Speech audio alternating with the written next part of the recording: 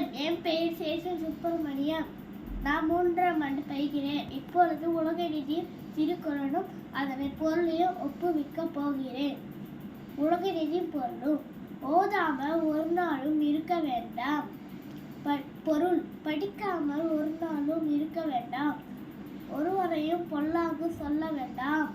பொருள் யாரை பற்றியும் தீமை பயக்கும் சொற்களை சொல்ல வேண்டாம். மாதாவை ஒரு நாளும் மறக்க வேண்டாம். பொருள் பெற்றெடுத்த தாயே எவ்வேளையும் மறந்துவிடக் கூடாது. வஞ்சனை செய்வாரோடு இணங்க வேண்டாம். பொருள் தீய செயல்கள் செய்வாரோடு நட்பு கொள்ளுதல் கூடாது. போகாத இடங்களிலே போக வேண்டாம். பொருள் செல்லத்தகாத இடங்களுக்கு செல்ல வேண்டாம். போக விட்டு புரை சொல்லி திரிய வேண்டாம். பொருள் ஒருவரை போக விட்டு பின் அவரை பற்றி குறைகளை கூறி திரிதல் வேண்டாம் கூடாது.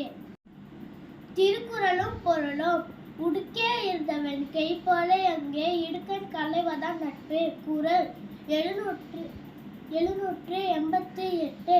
பொருள் உடுத்திய ஆடை நழுவும் போது அவருடைய கை அவர் அடையாமல் உடனே ஆடையை இழுத்து மானத்தை காப்பது போன்று நண்பருக்கு துன்பம் வந்த கடமை ஓடி சென்று அதனை போக்குவதை நட்பாகும்.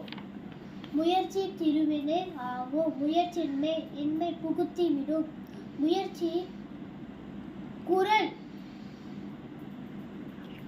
616. பொருள் முயற்சி ஒருவருக்கு செல்வத்தினை தரும். ஆனால் முயற்சி செய்யாமை ஒருவருக்கு தோல்வியை அளித்து வறுமையினுள் அவனை தள்ளிவிடும். எண்ணி துணிக கருமம் துணித பின் எண்ணுவம் என்பது இழுக்கு. குறள் 467. பொருள்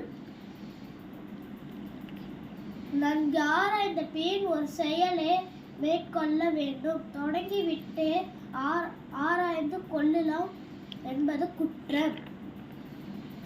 ஒழுக்கம் விழுப்பம் தரலான் ஒழுக்கம். குறள் உயிரினும் ஓம்பப்படும். குறள் 131. பொருள் ஒழுக்கம் ஒரு மனிதனுக்கு தரவல்லது. இவ்வொழுக்கத்தை உயிரினும் மேலாக கருதி காக்க வேண்டும். தீயினால் சுட்ட புண் உள்ளாரும் ஆறாதே நாவினால் சுட்டவடு. நெருப்பின். குறள் 129. பொருள் நெருப்பினால் சுட்ட புண் வெளியில் தழும்பு இருந்தாலும் உள்ளே ஆறிவிடும். ஆனால் உள்ளம் புண்படும்படி பேசுகின்ற பேச்சால் ஏற்படுகின்ற பாதிப்பு என்றும் மறையாது.